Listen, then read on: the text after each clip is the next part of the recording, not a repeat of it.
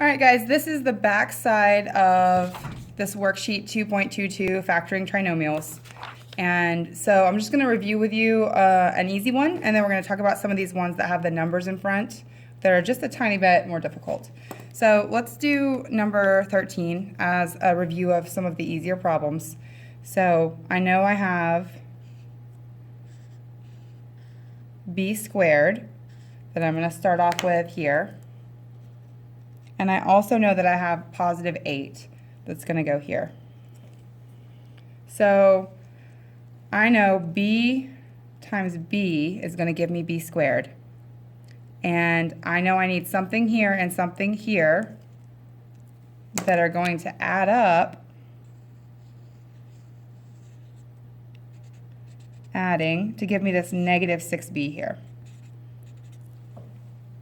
So that's the puzzle I'm going to try to figure out. So what I know is that this number times this number, whatever they are, they have to multiply to give me this positive 8. So I can think about, okay, what are all the factors of positive 8? So I could do 1 times 8 and 2 times 4. I also could do negative 1 times negative 8 would give me positive 8. And negative 2 times negative 4 would give me positive 8 when I multiply. And just by looking at those, I can then see that if I'm going to put them in here and add them, the ones that would add up to negative 6 are going to be these right here, because negative 2 plus negative 4 is going to give me negative 6. So if I try these minus 2 right here and minus 4 right there, I can fill in the rest of my box here. B times negative 2 is negative 2b. And negative 4 times b is negative 4b. And then if I check my math here, negative 4b plus negative 2b is negative 6b. So that's correct. So once you get your box all filled out and you know what goes where, these are now our factors. And so I can write my answer as b minus 2 times b minus 4. And so that's the factored version of this trinomial. Then don't forget, you can check your work, clear your calculator, check your work by typing in the original problem. Of course, I can't type in a b squared, so I'm going to use x squared minus 6x plus 8. That's my parabola. I notice my important points here are the 2 and the 4, and that actually, makes me feel good about the 2 and the 4 I have here, but we can double check this two ways. I can double check it by saying, okay, my whole factored version is x minus 2 and x minus 4. And when I graph that, I should get an equivalent parabola. So basically, I shouldn't see anything else other than the original problem, because this and my answer should be equivalent to each other. The other thing I can do is I can type in each factor separately, and that should show me the roots. It should show me that x minus 2 and x minus 4, my two factors here, should go through the two roots or zeros of my parabola. So that one's correct, and that one's also correct. So that's two ways of checking your answer here.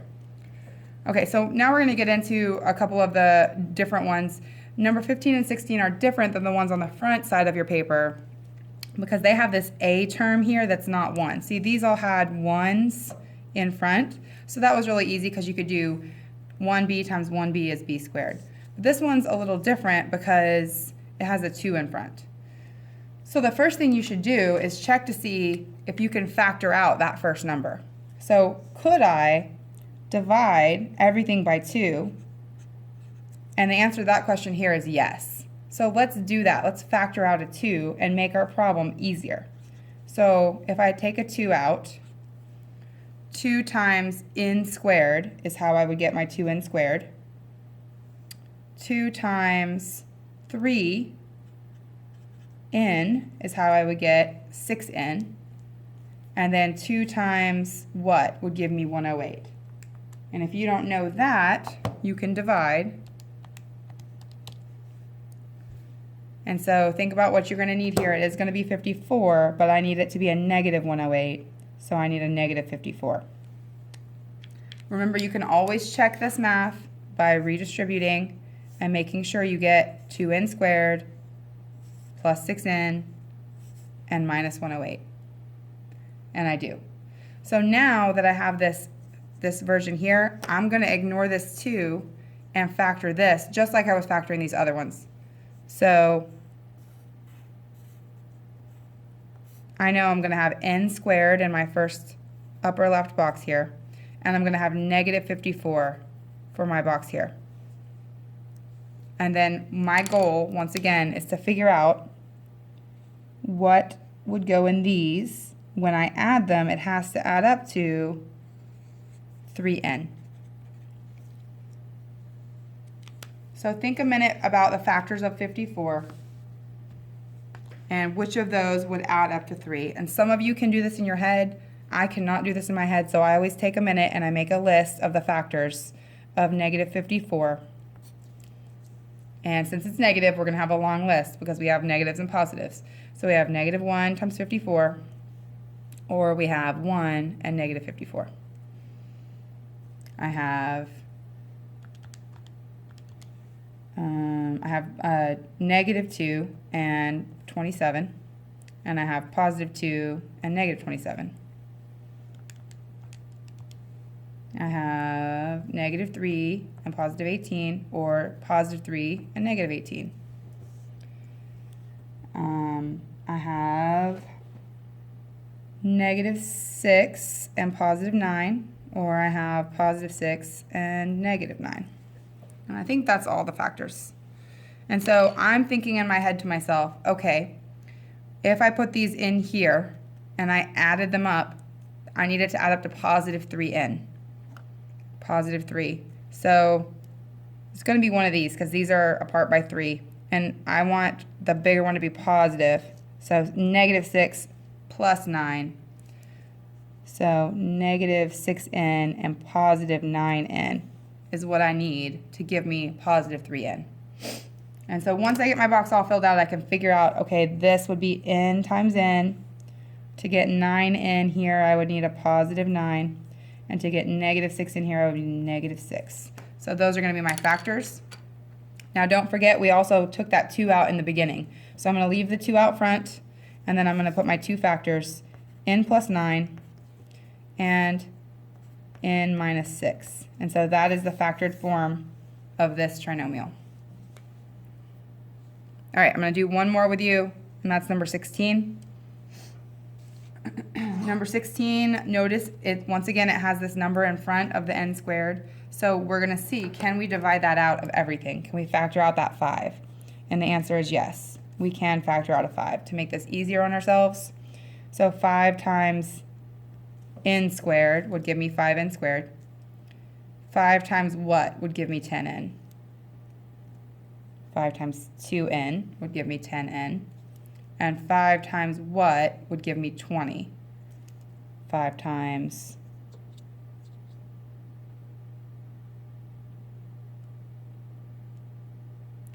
positive 4 would give me 20. So you can check that if you need to redistribute and check it. And now our answer is going to look like this. And we're going to have our 2 factors here after we factor this out using the box method. So I'm just now, I already have the 5 on the outside, so I'm just now looking at this, just like the other problems that were easier on the front side. So I know I'm going to have n times n gives me n squared. And I know I need my 20, my positive 20 here. And I don't know what's going to go in these, but I do know that they need to add up to 2n. So we're going to see, okay, what are the factors of 20? So 1 times 20, 2 times 10. Okay, sorry guys, so 1 times 20, 2 times 10, 4 times 5, and then we also could do double negative, so negative 1 times negative 20 is positive 20, negative 2 times negative 10 is positive 20, and negative 4 times negative 5 is positive 20.